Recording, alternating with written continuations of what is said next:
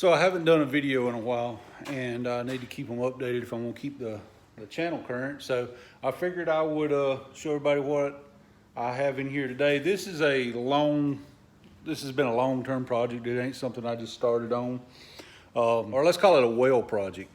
This is one of those well projects, and I always say a well is deep, and that's exactly where this went to. It went deep.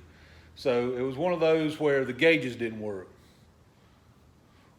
So that was the original conversation we had, and it's one of those deals where, well, there's the first trip to the well. Well, you know, my wife wants a V8. This is a 4-cylinder Jeep. Well, my wife wants a V8. Okay, we can do that. Well, there's a second trip to the well. Well, we're going to do some wiring, so we'll have to rewire the Jeep.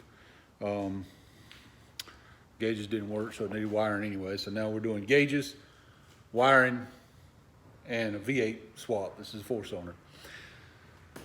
Well, why are you doing that? Maybe we should lift it.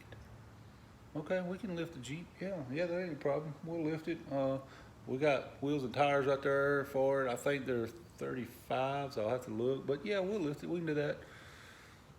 Well, I think we're starting to hit mud in the bottom of this well now. But well, I think we want to paint it too. So here's where we're at. Let's take a look at this thing. The lighting's going to be horrible. You're just going to have to trust me on some things. All that stuff is out. All the wiring is off, and just kind of got it looped around the mirror there to keep it out of place. This 4-cylinder is just laying in there. All the bolts and everything are out. Everything is just laying there right now, more or less just as a placeholder. Probably in the next video I do of this, we'll be fitting up the V8 and leveling everything off and seeing what we have to do as far as making motor mounts. We'll probably end up fabricating our own motor mounts.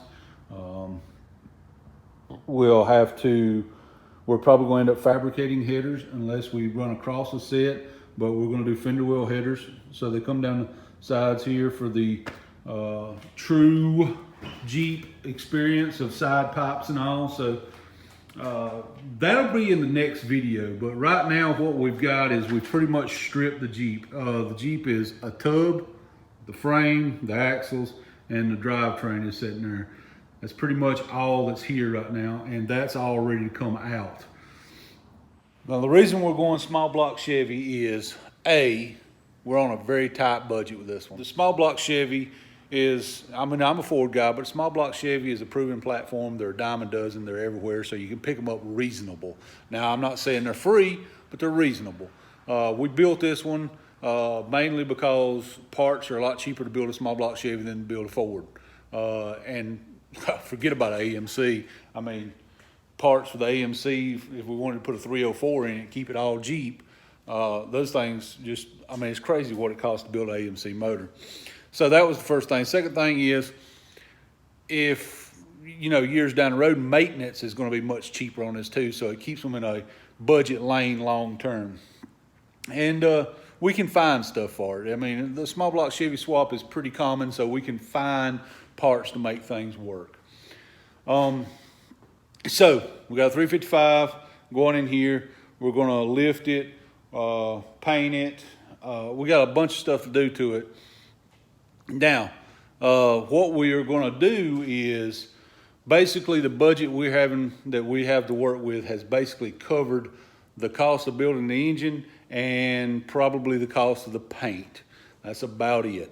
So what we have to do to cover the extra, like the lift kit and the wiring and gauges and all this stuff, is some of the stuff that comes off here will get sold to cover the money for that stuff, like this little 4-cylinder engine. I'd have to look to see what displacement it is and all, but it runs great.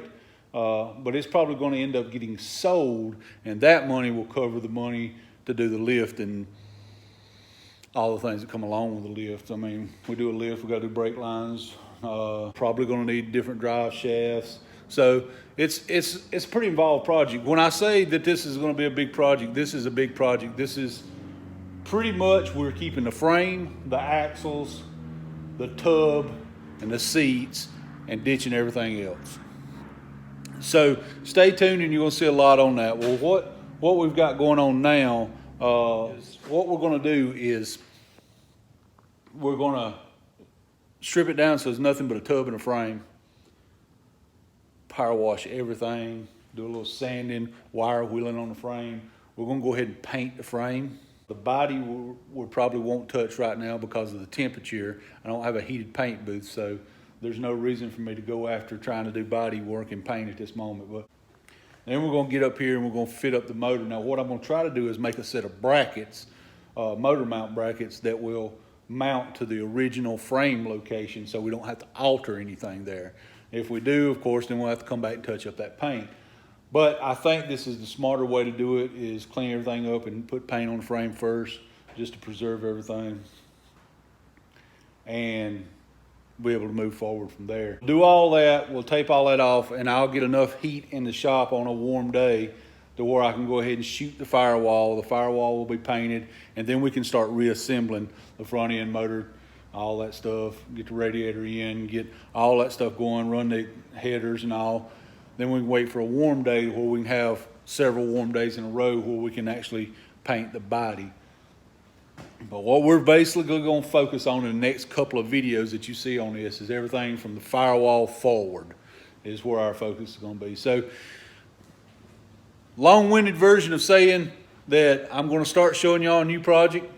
I don't know that it will be in sequence. There may be some videos in between them, but I'm going to start y'all on a new project. So if you're interested in seeing a V8 swap, lifted, painted, wiring, pretty much if you're a Jeep CJ guy, you're going to see how to build a Jeep CJ from the ground up. This is as close as you can get to a frame-off build without actually taking the tub off the frame. At least I don't think we're taking the tub off the frame. I don't plan on taking the tub off the frame. Am I taking the tub off the frame? Are we doing a frame-off restoration? No, I don't do frame-off restorations. No.